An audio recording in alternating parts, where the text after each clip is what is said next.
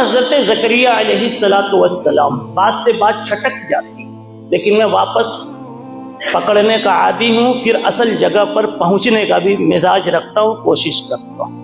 حضرت زکریہ علیہ السلام کو تڑپ تھی، اے خدا ملتا کوئی بندہ مجھے، سونپ دیتا دل کی میں دولت اسے۔ ٹھیک ہے، یہیں ایک سبق لیتے چلے۔ ماں باپ دعا تو بہت کرواتے، حضرت اب تک کوئی اولاد نہیں۔ ارے بابا اولاد کیوں چاہتے ہو؟ وہاں پہلے نیت صحیح کرو نا، کیوں چاہتے ہو؟ کیوں چاہتے ہو؟ یہاں تھوڑا تحریم آباد ہو رک کر کے، یہ جذبہ ہو جو حضرت زکریہ علیہ السلام کا تھا۔ اے خدا ملتا کوئی بندہ مجھے، یعنی کوئی لڑکا مجھے، سونپ دیتا دل کی میں دولت اسے۔ دکان کی دولت نہیں، دل کی دولت۔ دل کی دولت میں اللہ کا تعلق ہوتا ہے۔ دکان کی دولت میں تو پاؤنڈ ہوتے، درہم ہوتے، وغیرہ وغیرہ ہوتے۔ جی اے خدا ملتا کوئی بندہ۔ اب کتنے لوگوں نے کہا ہے مجھ سے آج، کس کے لیے؟ دعا کے لیے۔ تو ابھی سے نیت کر لو کہ جو دعا قبول کروانی ہے ہم کو، وہ انشاءاللہ اس لیے کہ میرا بیٹا بھی ایسا بنے کہ کبھی ایسی مجلسوں کا تاج بنے، ایسی مجلسوں کا تاج بنے۔ کوئی کسی بھی کھیڑے پاڑے اور دیہات سے، کھیتوں سے اٹھ کر آیا ہو، اپنے کو محروم القسمت نہ سمجھے، اپنے کو مایوس نہ رکھے۔ کیوں صدیق جیسا بڑا انسان کہاں سے آیا تھا؟ نہایت اعلیٰ درجے کے بت پرستی کے گھرانے سے آیا تھا، لائے بت خانے سے وہ صدیق کو، لائے بت خانے سے وہ صدیق کو۔ باپ بت پرست تھے، بت گر تھے، بت بنانے والے، بت کی پوجا کرنے والے، بت فروش تھے، بیچنے والے۔ بت کی نسبت کی سارے، بت کی نسبت کے سارے کام وہاں ہوتے تھے، مگر اللہ نے اپنی طاقت دکھائی کہ وہاں سے اٹھا دیا اور صدیق اکبر بنا دیا۔ کیا بنا دیا؟ صدیق مطلق نہیں بنایا، صدیق اکبر بنایا ہے۔ جی اس سے اوپر کوئی صدیق ہو ہی نہیں سکتا۔ بلکہ صحابہ کرام میں، آئیے بات نکلی تو بھی یہی پوری کر لوں، وہ پہلے تھوڑی سی میں معذرت کر لوں علماء سے۔ یہاں کے علماء تو ماشاءاللہ ہمارے ہمدرد دوست ہیں، کچھ زیادہ، مگر یہ آواز بھی جاتی رہتی ہے نا، پھر عالم میں پھیلتی ہے، تو علماء کہیں گے بخاری کے ختم میں تو یہ دوسری بات شروع ہوگی۔ بات یہ ہے کہ یہ مجمع مشترک ہوتا ہے، درسگاہ محض نہیں ہے کہ صرف کتاب کے الفاظ کو پکڑ کر کے کوئی بات سمجھائی جائے۔ ہاں وہاں سے روح نکال کر، کیا کہا؟ روح نکال کر، ادھر ادھر سے نہیں، وہیں سے، درس کی عبارت سے، کتاب کی عبارت سے، کتاب کے جملوں سے روح نکال کر اس مخلوط مجمع کے ہر طبقے کو کچھ نہ کچھ ضیافتاً پہنچانے کی کوشش کی جاتی ہے۔ اس لیے بندہ اس کو دو حصے میں تقسیم کرتا ہے، ایک تدریس اور ایک تذکیر۔ کتابی باتیں محض ہوں، تدریس ہے، اور اس عوام کی سطح کی مستورات کی، تو یہ سب کیا ہے؟ تذکیر ہے۔ وذکر فإن الذکر تنفع المؤمنین، ان کو بھی تو، المؤمنین کو اور المؤمنات کو بھی تو فائدہ پہنچانا ہے۔ اس لیے میں اس ٹکڑے پر بھی رک گیا، اللہ نے بات شروع کروا دی۔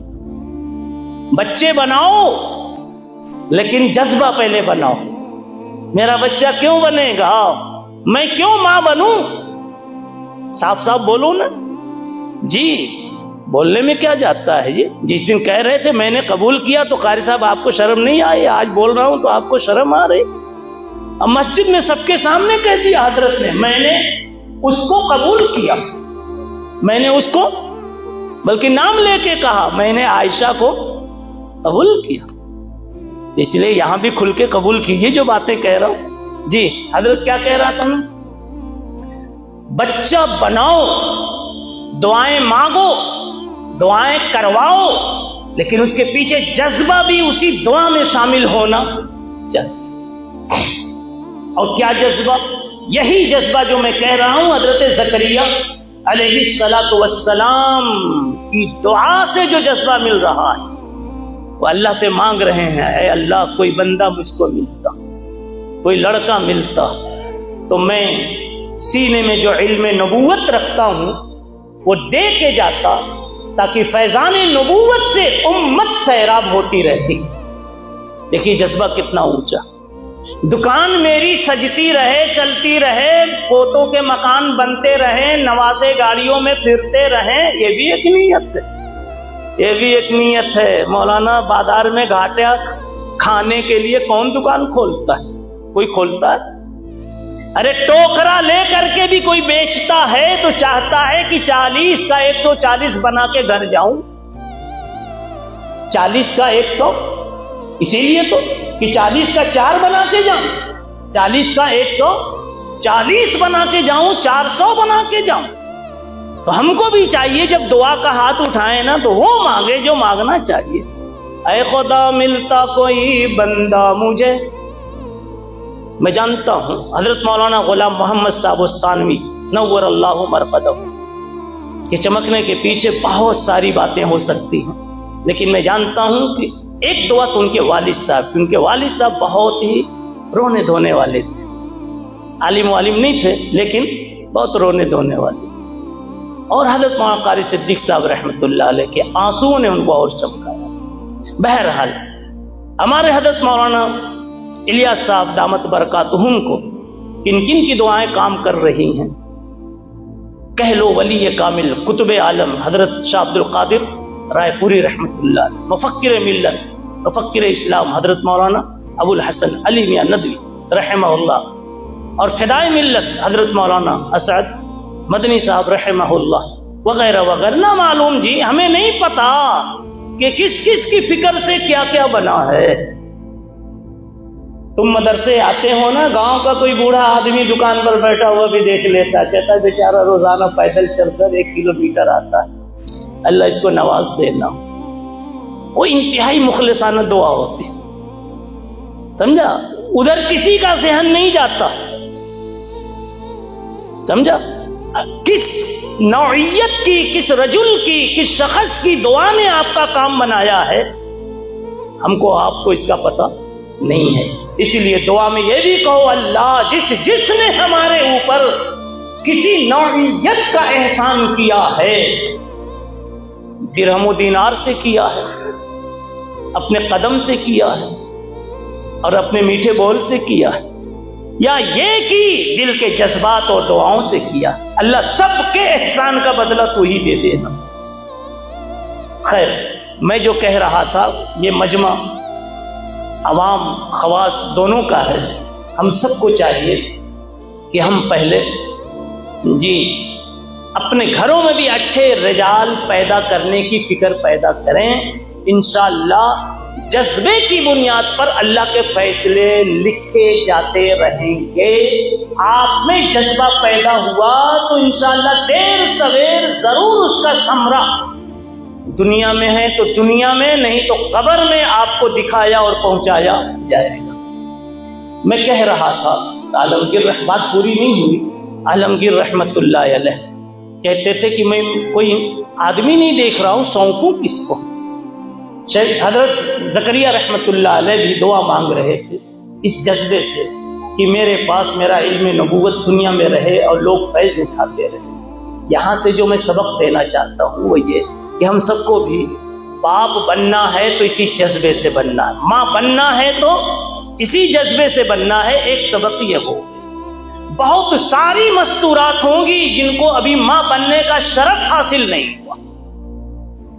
کئی اس میں بیٹھے ہوں گے جو بچیوں کے تو باپ ہیں، لڑکوں کے باپ نہیں بنے اب تک.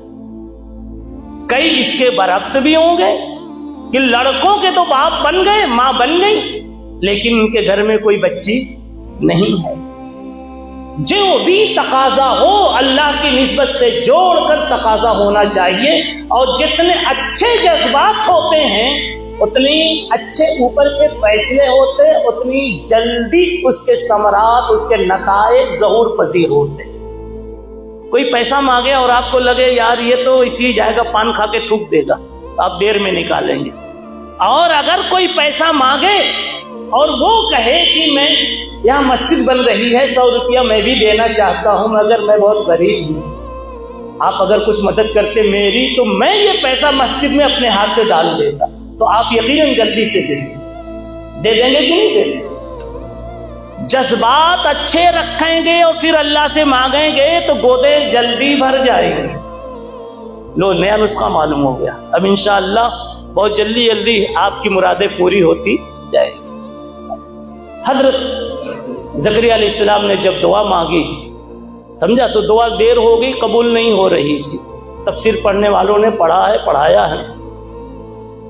ایک دن دیکھا کہ ایک خاتون حضرت مریم بغیر موسم کے پھل کھا رہی. بازار میں کہیں وہ پھل نہیں، درختوں پہ کہیں پھل نہیں. آیا کہاں سے؟ انا لکے ھذا. انہوں نے کہا ہوا من عند اللہ. قالت ہوا من عند اللہ. آپ ذرا میرے ساتھ کبھی کبھی بول دیا کرو جی، تو میں آپ ہی کو دیکھوں گا، ورنہ ادھر دیکھ رہا ہوں، پوری تقریر یہاں جا رہی. قالت ہوا من عند اللہ. پھل کہاں سے آیا؟ اللہ کے پاس سے. دیکھیے ایمان کے اتنے درجات، اسی لیے بخاری شریف میں کتاب الایمان میں گھٹنے اور بڑھنے کی باتیں پڑھائی جاتی.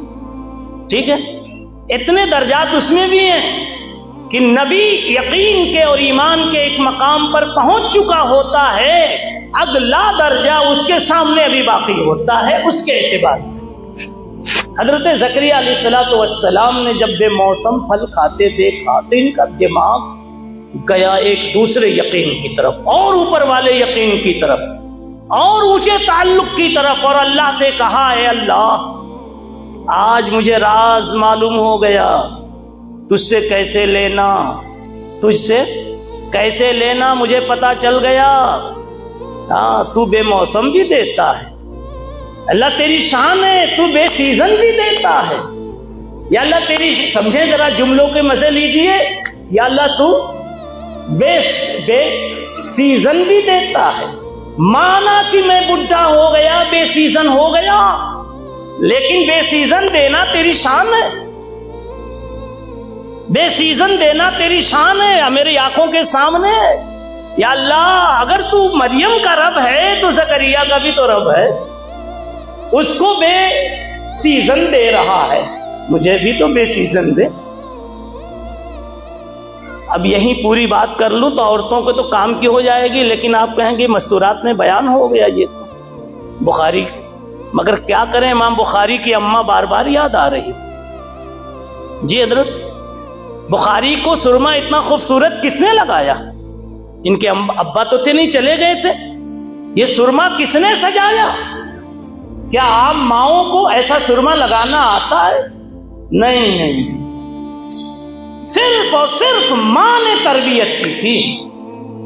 ہاں پیسہ جو تھا، جس پیسے سے سرما خریدا گیا تھا، سرما بول کے سرما نہیں مراد ہے، تربیت کرنا مراد ہے. صاحبہ نے تربیت،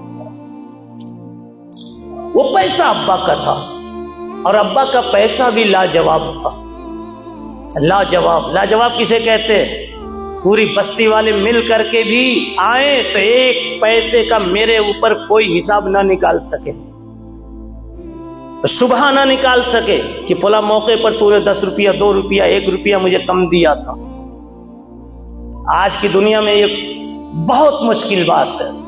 کسی بھی طرح سے 1000 2000 5000 کچھ بھی 10 20 دبا لینا بہت آسان، اور چاہتے ہیں کہ شکر نہ ڈالیں اور چائے میٹھی ہو جائے، مرچی نہ ڈالیں اور سالن مزیدار بن جائے، نمک نہ ڈالیں اور دسترخوان کی خوب تعریف کی جائے. ممکن ہے حضرت؟ نمک ڈالا ہی نہیں اور پوچھتے مہمان کو کھانا ہے کہ نہیں ہے؟ جی حلال کمائیوں کا بڑا دخل ہے اللہ کی बारगाह में तमन्नाएं पूरी करवाने के लिए। दुआ मांगते हो तो बताओ ये यहीं रहेगी कि ऊपर जाएगी? तो भाई बोलो, यहीं रह जाए तो यहीं रह जाएगी। कहां जाएगी? ऊपर कोई गंदी चीज जाती ही नहीं। इलैहि यसअदुल कलिमुत तय्यिब, वही दुआ जाएगी जो साफ सुथरी बेगुबार होगी। समझ गए? दुआ तो आपकी रब्बना आतिना वाली थी, लेकिन गफलत से मांगी थी। देखिए तय्यब नहीं रही, दिल कहीं और है, और रटी रटाई रब्बना आतिना। अल्लाह कहते हैं ये 2 नंबर की दुआ है। गफलत का दाग है, गफलत का मैल है इसमें। आपको तो ठंडी रोटी नहीं चलती जी, अगरचे कि अभी ताजा ही बनी थी। समझा? दाग भी कुछ नहीं।